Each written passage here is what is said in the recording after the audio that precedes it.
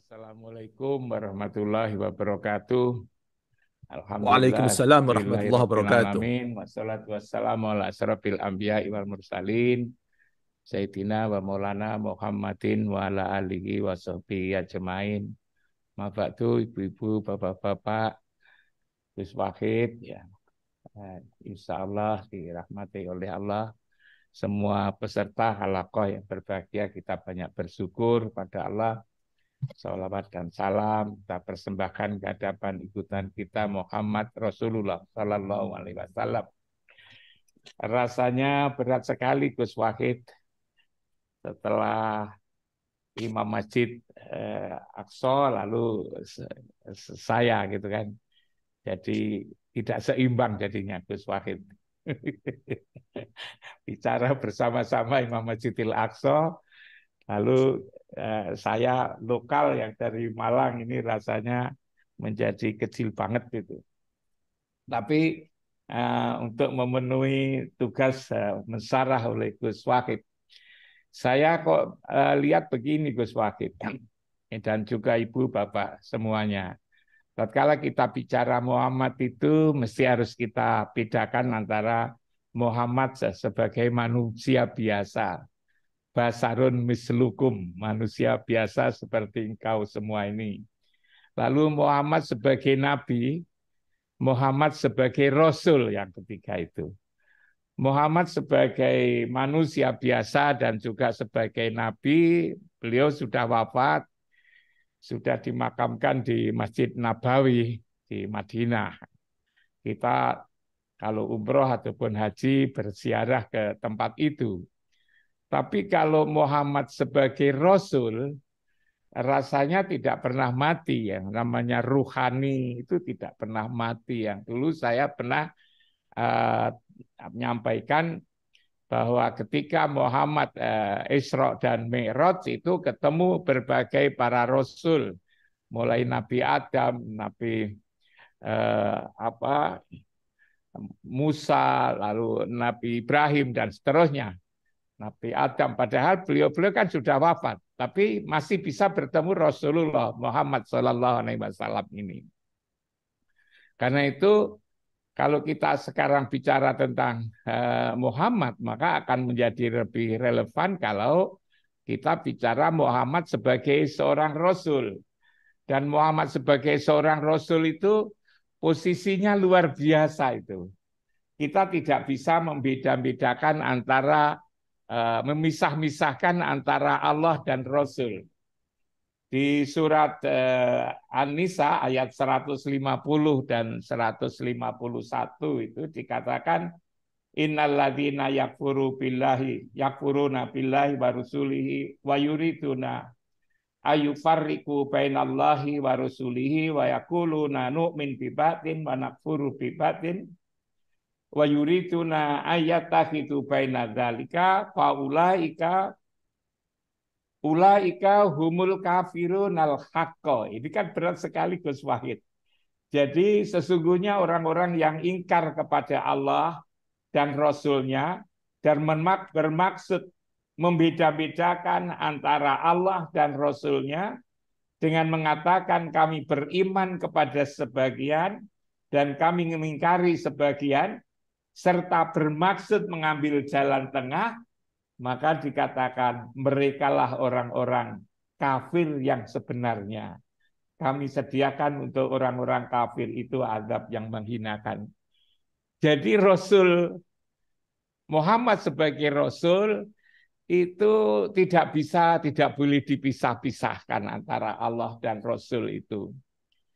Dan kalau kita memisah-misahkan, maka dikatakan ulaika humul kafirunal haqqa.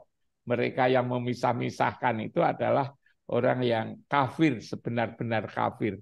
Ini kan luar biasa kalau kita dalami, kita renungkan, kita resapi Gus Wahid. Karena itu lalu di ayat-ayat yang lain kan juga dikatakan di situ mayyuti'ir rasul faqad atau Allah. Siapa yang taat kepada Rasul sebenarnya adalah taat kepada Allah. Innalladzina yubayyi'unaka innama yubayyi'unallah. Bahwa siapa yang berbaiat kepada engkau ya Muhammad ya Rasul, sama artinya berbaiat kepada Allah. Nah, ini kan luar biasa. Kul in kuntum tuhibbunallah, katakan siapa yang ingin disayang oleh Allah, fattabi'uni, ikuti saya, ikuti Rasul.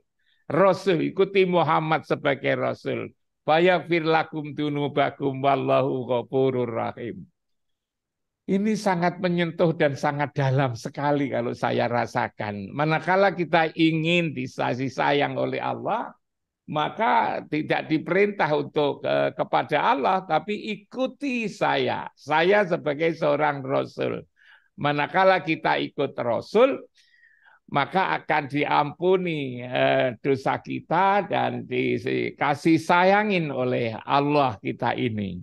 Sehingga Muhammad sebagai Rasul ini luar biasa posisinya, yang lalu kalau sering kita lupa menganggap Muhammad, kalau bicara Muhammad itu lalu seolah-olah manusia biasanya itu, sebagaimana manusia biasa, basarun mislukum, padahal yang manusia sebagai manusia biasa sudah wafat. Sebagai nabi dia sudah wafat, sudah dimakamkan di Masjidil Madinah itu, Masjid Nabawi itu. Nah, Rasul Muhammad sebagai Rasul ini begitu mulianya itu sebetulnya itu, yang itulah kalau saya renungkan, kita seringkali berharap mendapatkan syafaat ketika di akhirat. Padahal bukankah sesungguhnya di dunia ini beliau sudah memberi syafaat kepada kita itu. Seringkali kita ketakutan, jangan-jangan kalau terlalu memuliakan Muhammad sebagai Rasul, takut kalau itu mengkultus. Saya lalu malah berpikir, bukankah sebetulnya kita memang harus mengagungkan Muhammad sebagai Rasul yang ketika nama Allah disebut, lalu nama dia, nama Muhammad.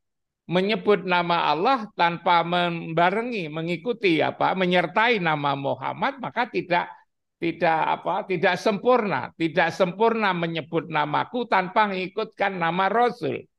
Menyebut Rasul maka lalu juga menyebut Allah. Nah ini kan luar biasa, ini barangkali perlu dikaji lebih mendalam. Nah, tentang bagaimana Muhammad memberikan rahmat ini, saya teringat pada surat Jumat itu, Gus Wahid itu di ayat yang kedua itu, waladzi ba'asa fil ummiyina rasulam minhum yatlu alaihim ayatihi wa yuzakkihim wa yu'allimuhumul kitab wal hikmah. Nah, ini kan mulai dari tugas Rasul adalah membacakan ayat-ayat. Ayat yatlu alaihim ayatihi wa yuzakkihim, dan mensucikan, wa yu'allimuhumul kitab, dan mengajarkan kitab, dan hikmah. Ini kan memang luar biasa. Seringkali kita ini dalam memahami Muhammad sebagai seorang Rasul, di samping beliau adalah membacakan ayat-ayat, baik ayat-ayat yang kauniyah maupun qauliyah yang kita lihat, yang kita tidak tahu, maka Rasul lah yang sebetulnya yang memberikan pemahaman itu. Apalagi lalu yang yuzakkihim, agar hati kita itu menjadi suci. Maka kita tidak bisa sendiri. Kita sendiri tidak mampu untuk mensucikan hati kita ini. Yang mensucikan hati kita itu adalah Allah dan Rasul-Nya itu. Yang dikatakan di surat Al-A'raf ayat 43 itu, wa naza'na ma fi sudurihim, wa naza'na. Kami akan mencabut ma fi sudurihim min ghilin, penyakit hati. Mulai dari penyakit aji, pria, iri, dengki, hasud, tamak, fitnah, lalu takabur, sombong, dan seterusnya itu kita tidak bisa. Kita seringkali merasa bisa dengan ngajarin, mengenalkan ayat-ayat Al-Quran dan hadis Nabi kepada anak-anak, dan mengira kalau anak-anak sudah kita suruh hafal Al-Quran lalu menjadi bersih. Padahal sebetulnya kalau menurut Al-Quran Al-A'raf ayat 43 ini yang mencabut penyakit hati itu adalah Allah. Tentu kalau Allah itu dengan Rasul tadi, yang kalau menyebut Allah juga harus menyebut Rasul, bahwa Allah memang tidak apa namanya, Allah itu adalah zat, maka yang nyata kemudian adalah Rasul. Nah, sehingga kalau ini kita kenali bahwa Allah lah, Rasul lah yang mencabut penyakit hati ini, maka kalau penyakit hati setiap manusia itu sudah disucikan oleh Allah, maka dengan dicabut itu, maka otomatis kehidupan ini kan menjadi damai sekali. Kita hidup ini menjadi susah ini karena kita kan punya penyakit. Punya penyakit yang ada di dalam dada kita ini. Fi qulubihim maradun. Fazadahumullahu maradun. Jadi kehidupan yang tidak damai ini kan karena pada dada kita ini semua ada penyakit. Dan penyakit itu hanya bisa dicabut, dihilangkan oleh Allah dan Rasul-Nya itu. Maka begitu apa namanya, begitu indahnya manakala kita sadar itu, lalu kita memenuhi bagaimana caranya agar penyakit hati kita itu cabut. Penyakit hati kita itu kita cabut kalau kita berada di satu tempat yang mulia. Ialah di sana dikatakan tajri min tahtihimul anhar. Ialah di tempat yang di bawahnya mengalir sungai. Tempat di bawahnya mengalir sungai itulah, itu Baitullah itu di Masjidil Haram yang disebut dengan air Zam-Zam itu. Manakala kita berada di situ, lalu ketemu Rasul tentu dengan Allah, maka beliau lalu mencabut penyakit hati ini. Dan kalau penyakit hati ini bisa dicabut, lalu bisa sehat, maka kehidupan ini akan menjadi damai. Kehidupan ini akan damai. Problemnya adalah bagaimana agar hati kita, penyakit hati dicabut, tentu kita harus datang. Di dalam agama kita itu ada yang namanya taufik dan hidayah. Kalau itu hidayah, tentu itu adalah kemauan Allah dan Rasul. Tetapi kalau itu taufik, maka adalah lewat usaha.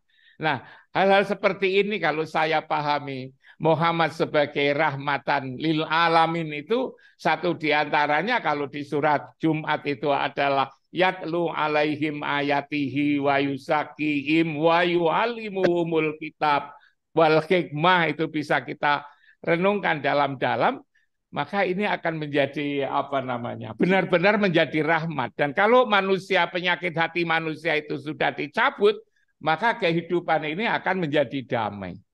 Kalau saya rasakan bahwa kenapa kehidupan di dunia itu seperti ini, karena memang dihuni oleh apa namanya, manusia-manusia ini, yang saya selalu mengatakan bahwa ciri khas manusia itu adalah hawa nafsu dunia setan itu kan.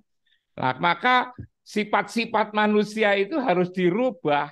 Dirubah kemana? Jangan menjadi insan, tetapi adalah menjadi mukmin. Bagaimana insan itu menjadi mukmin?